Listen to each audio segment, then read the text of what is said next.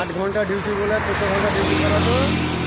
14 ঘন্টা ডিউটি করে আসার পরেও রুমে এসে গোসল দিব, খাবো, কি রান্না করব, রান্না হয়ে গেছে খেতে বসবো, সেই সময় ডাক করলে খাবার ছেড়ে যেতে হবে।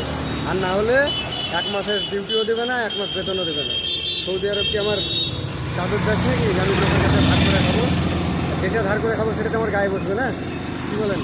কমাস হয়েছিল, 6 মাস? কমাস হয়েছিল, 6 মাসের মধ্যে পালিয়ে এলাম। লসই তো, লস ছাড়া লাভ কোথায় এলো? তুমি বার্তাটা দাও যে সৌদি আরবে এখন যায়ও না সবাইকে। সবাইকে না, আমি যে যাবে যাকে আমি যেতে শুনবো আমি বারবার রিকোয়েস্ট করবো তাকে যেন সৌদি আরব, দুবাই, কাতার, মালয়েশিয়া কোনো দেশেই যেন এখন না যায়। সব দেশের পরিস্থিতি একই। দালালদের হাতে পড়ে মুশকিল। এখানে যা দালালরা এখানে যা কাজটা দেখে যাবে, সৌদি আরব, দুবাই, কাতার, কুয়েত পৌঁছে গেলে আর কারোর কিছু করার নাই।